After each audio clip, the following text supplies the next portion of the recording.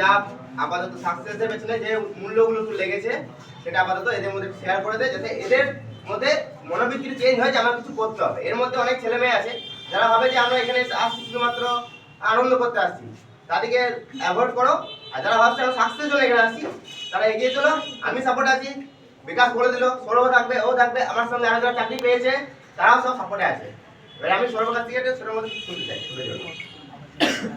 আমি সৌরভ পাবি, আমার জীবনের প্রথম একটা লক্ষ্য ছিল যে নিজেকে প্রতিষ্ঠিত করা, একটা কিছু করবো, নিজেকে প্রতিষ্ঠিত করবো, ঠিক আছে। সবার প্রথম আমার যেটা ছিল, তারপর মনের দিক থেকে ওই ভক্তিটা একদম শেষ হয়ে গেছিল যে প্রতিষ্ঠিত মানে এমন না, প্রতিষ্ঠিত সব দিক থেকে হওয়া যায়, যে কোনো কাজ করলেও প্রতিষ্ঠিত হওয়া যায়, বিজনেস করলেও প্রতিষ্ঠিত হওয়া যায়, ভালো একটা ছেলে হয়ে মানে দেখালেও প্রতিষ্ঠিত হওয়া যায়, ঠিক আছে। কিন্তু এরকম তো কোনো ব্যাপার নয়, ভালোবাসা সবার সব রকম হতে পারে, যাদের যেমন ভালোবাসা সে সেটাই উপার্জন করতে চাই বা চাই। আমার ভালোবাসা হলো ডিফেন্সের, ঠিক আছে। প্রথম ভালোবাসা, আমি জীবন দিয়ে দেওয়ার মতো একদম কথা, আমি ওই জন্য মরতে পারি, বাঁচতেও পারি, ঠিক আছে। অনেক কিছু ট্রাই করার পরে আমি নিজের যোগ্যতায় অনেক দূর অবধি আগেই চলে গেছিলাম। তারপর যখন আমি দেখি যে না, আমার মধ্যে কিছু একটা বাধা আসছে, ঠিক আছে, সেরকম জায়গা থেকে তখন আমি এই দাদার কাছে, অঙ্কুদা যে মোহাম্মদ গড়াই, ঠিক আছে, কন্ট্যাক্ট করলাম একবার যে দাদা আমার এরকম প্রবলেম, তো এটা সলিউশন কিছু আছে? দাদা তো বললো হ্যাঁ ভাই চলে আয়।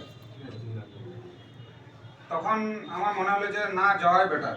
আমি এলাম এক সপ্তাহ আগে এসে অ্যাডমিশন হয়ে গেলাম। এক সপ্তাহ টোটালি বন্ধ। তখন আমি মনে করছি নিজেকে যে আমি যেটা ছিলাম সেটা আমাকে আরেকজনের কাছে তুলে ধরতে হবে, কারণ সে একজন শিক্ষক, ঠিক আছে। এক সপ্তাহ পর যখন আমি এলাম তখন দাদার সাথে কথা হলো আমার যে হ্যাঁ পড়াশোনা তো ঠিক আছে, বাকিটা আমি আছি তোর সাথে। আমার একটা মেডিকেল বললো, আমি মেডিকেলেও গেলাম। তখন আমি দাদার কাছে আসিনি। মেডিকেল থেকে এসে আমি দাদাকে একটা কথাই বলেছিলাম, আর ওটা আমি বুকে নিজের হাত রেখেও বলতে পারি। দাদাকে সেদিনকে আমি কল করার পরে বলি, দাদা ভ্যাকেন্সি আমার একটা লাগবে, ঠিক আছে, তুমি কি দিতে পারবে? দুনিয়ার সব থেকে বড় একটা কথাই হচ্ছে এতটাই অ্যাটিটিউড নিজেকে রাখতে হয় যে কোনো কথায় হ্যাঁ দেয়।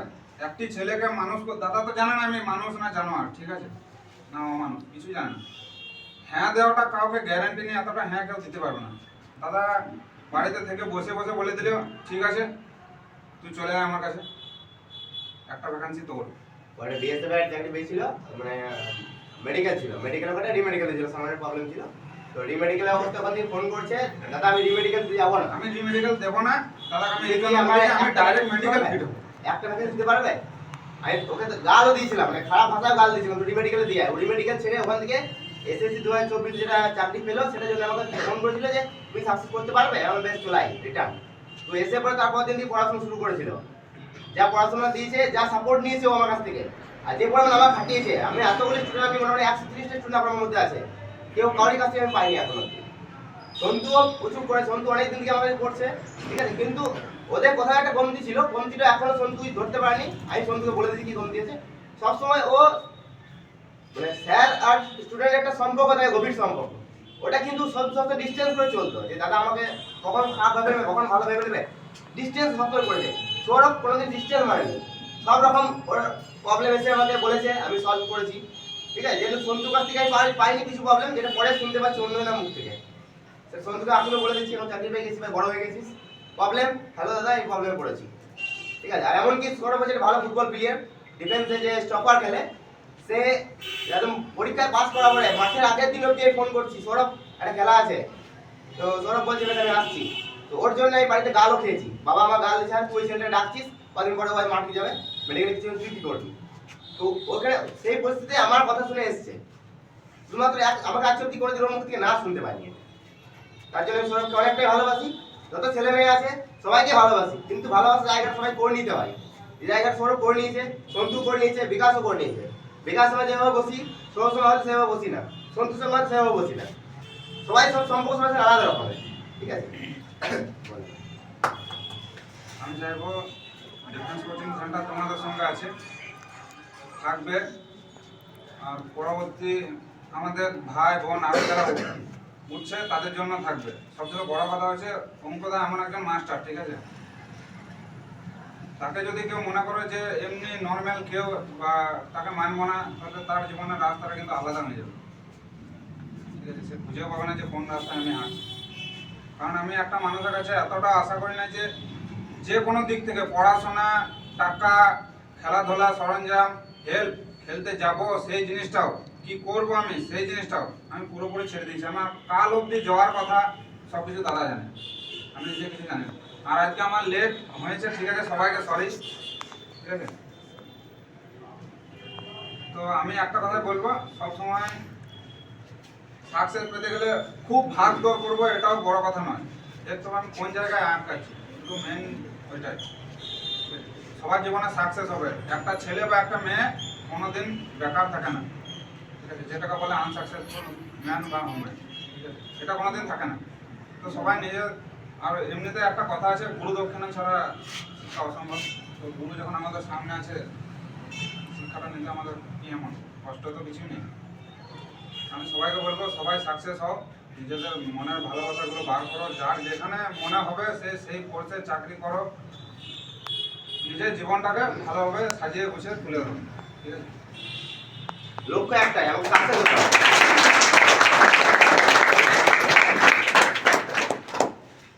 ঠিক আছে, সন্তু আপাতত সবাই আমাদের যতগুলো ছেলে আর চাকরি পেলো তার সব থেকে জুনিয়র সন্তু, এর আগে পেয়েছে বিজয়। সন্তু হয়তো কথা বলতে গেলে লেগে যেতে পারে, তাও আমি বলবো ভাই বলে ছোট দু একটি কথা তোর মধ্যে যেটুকু চাকরি পাওয়ার আগে অবধি বা চাকরি পেয়ে পরে এখন অবধি কি পরিমাণ তুই মানে আনন্দে আছিস বা কি পরিমাণ কষ্ট করেছিস একটু সময় সময় শেয়ার করিস। আমার নাম সৌরভ মুখার্জি। আমি 2021 সালে আগস্ট মাসে আসি আমার বন্ধুর সাথে, আকাশ নাম তার, অঙ্কুদার সেন্টার যখন ঘরে পেয়েছিল, তখন ওইখানে জেরক্স এইসব অনলাইন ফর্মেশন করতাম। তখন আমি জানতাম না অঙ্কুদার এইসব ডিফেন্সের নিয়ে পড়ায়। তো তারপর আমি জানতে পারি আকাশের মাধ্যমে। তো আকাশ আমাকে আনে একদিন, তো আমি সেদিন রাতে হঠাৎ এমনি আসি শুধু দেখা করতে। তারপরের দিন থেকে অঙ্কুদা বলে ঠিক আছে তুই পড়তে আয়। তো আমি তখন অবধি জানতাম না যে এসএসসি জিডি বলে কিছু একটা হয়। আমি শুধু আর্মি জানতাম, আর কিছু জানতাম না। আমি এসএসসি জিডি সম্বন্ধে সব কিছু জানতে পারি অঙ্কুদার মাধ্যমে। তখন পড়তে আসি, পড়তে রাতের দিকে আমরা তখন পড়তে আসতাম। প্রতিদিন পড়তে আসার আস্তে আস্তে যে মাস্টার, সেই মাস্টার হিসেবে আমি প্রথম নাম অঙ্কুদা, অঙ্কুদা এখনো আমার অঙ্কুদাই আছে। কখনো স্যার, কখনো আজ অব্দি বলিনি আমি মাস্টার হিসেবে, কিন্তু অঙ্কুদা হিসেবে আমি সবসময় দাদা হিসেবেই ধরি, এখনো দাদা হিসেবেই কথা। তো আপাতত আমি নিজের সাকসেসের বেশি বলতে পারবো গুরুত্ব অঙ্কুদা অনেক বেশি। এসএসসি জিডি সম্বন্ধে যতটুকু আমার জ্ঞান আছে সব অঙ্কুদার জন্য। তাছাড়া আমি এসএসসি জিডি সম্বন্ধে কিছু জানতাম না। আজ আমি তখন প্রথমবার এসএসসি জিডি দিয়েছিলাম, তখন লকডাউনে পরে যে প্রথম জনটা পেয়েছিল 22 সালে। হ্যাঁ 22 সালে তখন দিই। তখন অত বুঝতাম না, এমনি নর্মাল বলেছিল যে যা দেখে আগে কেমন কোশ্চেন হয় সব বুঝতে পারবি, তো যাই। তারপর থেকে আমি কন্টিনিউ পড়াশোনা শুরু করি দাদার কাছে। তো তা আস্তে আস্তে নিজের ইমপ্রুভমেন্ট করি। তো তারপর 2008 দিই 23 ওইটায় ওইখানে আরেকবার কয়েকজনটা বিএসএফ প্লেসমেন্ট ওইগুলো দিয়েছি। তো কিছু কিছু নাম্বারে দিয়েছি বাদ। তারপর আস্তে আস্তে নিজের আরও বেশি পরিশ্রম করি। তারপর বলতে গেলে আমি যখন এই 2024 পরীক্ষা দেওয়ার আগে আমি 5 ঘন্টা ঘুমাতাম। আমার ঘুমোবার আগে আমার একটাই আমাদের রুমের অসুবিধা, তার জন্য আমি সবাই যখন ঘুমিয়ে যেত তখন আমি রাতের দিকে পড়তে আমার সুবিধা হতো। সকাল দিক থেকে আমাদের বেশি সবাই মিলে উঠে যেতে অসুবিধা হতো, এই জন্য আমি দিনের বেলা একটু পড়তে সুবিধা পেতাম না। তো অঙ্কুদার যে ঘরটা আছে, আগে যেটা সেন্টার ছিল সেখানে আমি পড়তে আসতাম সকাল দিকে। আর রাতের দিকে আমার যখন সবাই ঘুমিয়ে যেত তারপর থেকে আমি রাত 12টা থেকে আমি রাত 3টে অবধি আমি নিজে পড়তাম। সব লাইট জ্বালা থাকতো, তো সব ঘুমোতে আমি পড়তাম। তারপর আবার উঠতাম আমি 5টার সময়, ওইখানে দিনের বেলায় রাতের দিকে 2 ঘন্টা ঘুমতাম আর দুপুরবেলায় 3 ঘন্টা, টোটাল 5 ঘন্টা ঘুম হতো আমার তখন। তো রাতের দিকে আমার আবার দিনের দিকে উঠতাম 6টার সময়, 6টা থেকে আমার কন্টিনিউ আবার পড়তাম। তো নিজের মনেই যেমন যতটুকু পারতাম পড়তাম। তারপর যখনই কোথাও বাধা আসতো তখনই আসতাম গুরুর কাছে। এভাবেই আমার এমনকি এই আগের এসএসসি জিডিতে যেটা যে চাকরি পাচ্ছে, তো এই এসএসসি জিডিতে এদের কটা ছেলেকে আমার ভাই বেশি নিয়েছিল, মানে টার্গেট করে নিয়েছিল। তার মধ্যে সন্তু আছে, সন্তু, সৌরভ, এদিকে ধনঞ্জয়, আমাদের অন্তু আছে, এরকম কিছু জনকে টার্গেট করে নিয়েছিল যে এদিকে কিছু ব্যবস্থা আমার করে দিতে হবে। আর ভাই যেদিন চাকরিতে জয়েন করতে যায়, আমার ভাই সিআরপিএফ চাকরি করে কনস্টেবল, তো চাকরি জয়েন করতে যেদিন বাস মানে ট্রেন ধরবে, ফুড এক্সপ্রেস দুটোর সময় ধরবে, তো সেদিনও অবধি পড়ে গেছে এদিকে। আমার বাড়িতে মাকে বলেছে যে আমি তো আজকে চলে যাবো, লাস্ট দেখিয়ে দিয়ে যাই। প্রচুর ওদের সাপোর্ট করেছে ওদিকে সবসময়, এখনো করে।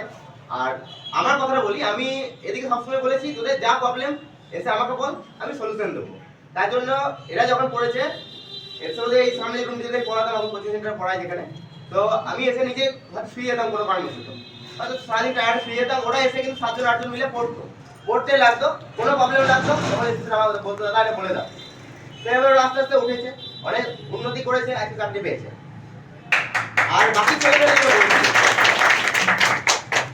অনেকজন অনেক পরীক্ষা দিয়েছে, হয়তো কেউ অনেকে দেয়নি। অনেকজন কি করছে, কেউ মানে গ্রাউন্ডে গেল, দেখলো যে আমি হাইটে বাদ গেলাম, একটু হাইটে বাদ গেলাম, তো সে বলছে আমি কিছু করবো না। তার মধ্যে মোটিভেশনটা নেগেটিভ চলে আসছে। সেই যে ভাবে আমি একটাতে বাদ গেছি, আমি 2014 সাল থেকে মাঠ করে আসছি, 2014 সাল থেকে মাঠ করে মোটামুটি 2018 সালে যত মাঠে গেছি সব জায়গায় হাইটে বাদ গেছি।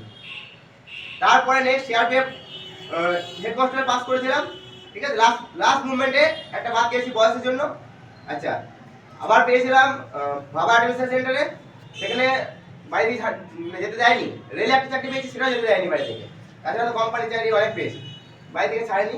হয়তো অনেকের মধ্যে ডাউট থাকে যে স্যার আমাদেরকে পড়াচ্ছে, স্যারের কি ক্যাপাসিটি ক্ষমতা আছে। ক্যাপাসিটি ক্ষমতা স্যারের কি আছে, যারা আমার কাছে পড়ে তারাই জানবে। আমাকে একজন কোশ্চেন করেছিল, মাস্টার তুমি যে এতজনকে পড়াচ্ছ বা এতজন তোমার কাছে চাকরি পেয়েছে, তুমি কি করতে পারছো, এই কোশ্চেন আমাকে একজন করে গেছিল। তো তাকে আমি আমার যে নিজের 3খানা অ্যাপয়েন্টমেন্ট আমার কাছে আছে, অলরেডি মেলেও আছে, তো তাকে দেখিয়েছিলাম ভাই এটা আমি পেয়েছি, কোনোরকম ভাবে পেয়েছিলাম, হয়তো পরিশ্রম করেনি, আন্দাজি মেরেছিলাম বলে পেয়েছিলাম। তো সেই ছেলে এখন আর এখানে আসতে পারে না, এই 3জন হয়তো বেড়েছে, আগেও বেরিয়েছে। তারা যখন তাকিয়ে দেখে না যে হ্যাঁ মাস্টারের মধ্যে কোয়ালিটি আছে, মাস্টার আমাদের পড়িয়েছে, ঠিক আছে, এরা সাকসেস হয়েছে, আরো পরবর্তীতে আরো হবে যেগুলো রয়েছে আমার এর মধ্যে। আবার বলছি ছেলে মেয়েদিকে যে মনে করে হয়তো কোনো একটা পরীক্ষা দিয়ে এলো, হয়তো আমার এই বুনি ভিসা পরীক্ষা দিয়ে এলো, এয়ারফোর্সে পরীক্ষা দিয়ে এলো, নেভিতে পরীক্ষা দিয়ে এলো, নেভিতে পরীক্ষা দিয়ে এলো, ও দেখলাম 2-3 নাম্বার বাদ যাচ্ছে, ও যদি ভাবে যে আমি বাদ যাচ্ছি পরেরটা দিতে যাবো না, তাহলে ও ফেলে যাবে, ঠিক আছে।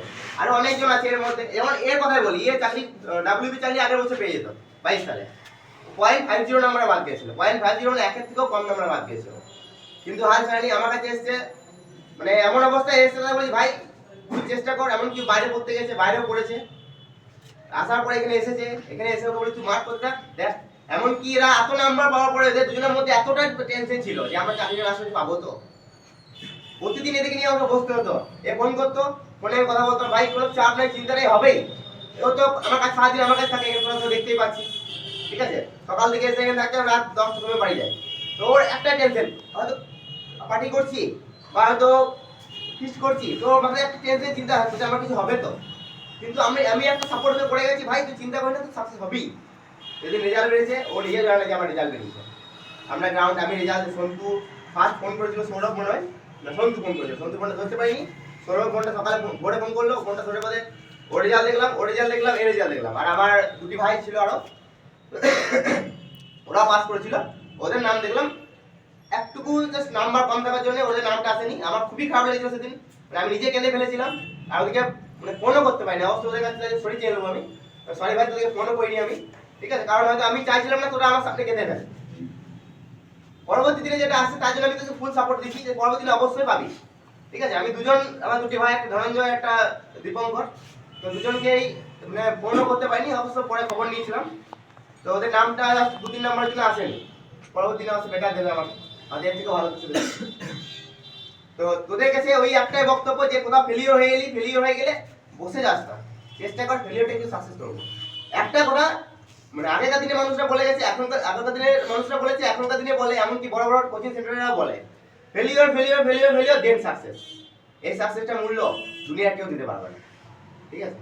যে কথা ভালো মাথায় ঢুকিয়ে নিয়ে আর বারবার বলে নিচ্ছি, failure then success, that is very good achievement, এটা সবসময় মাথায় ঢুকিয়ে, ঠিক আছে। এই বলে আমি বক্তব্য শেষ করলাম।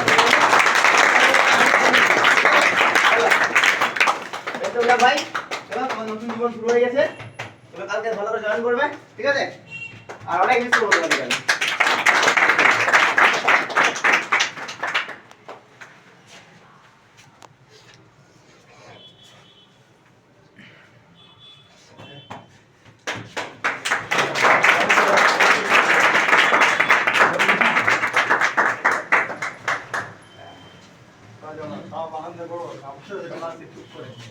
আবার আসবো, আমি প্লেয়ার আছি কিন্তু দাদা খেলার জন্য না, আবার আসবো। বহুত মিস করবো তোদেরকে। কেউ না কেউ আবার সৌরভের জায়গায় চলে আসবে। সৌরভের জায়গায় সৌরভ, ঠিক আছে? কোন না, জায়গায় আবার সৌরভ? সেই কথায় না আসে, আরো এমন কেউ নাই যে হবে না, এটা হবে। সৌরভ আবার আসবে। সবার মনের কেউ না মধ্যে কেউ সাহস আসবে, রাখবি, ঠিক আছে? ঠিক আছে? ফেল হতেই পারিস, ফেল না হলে পাস হয় না। ফেল আছে বলেই পাসের দাম আছে। পাস করা মানে কিন্তু ফেলকে অধিকার দিতেই হবে। ফেল না থাকলে পাস হবে করে দিই, পাসের কোনো মূল্য নাই ফেল যদি না করিস। ঠিক আছে চলো, এই একটু মিষ্টি মুখ করে দেবো।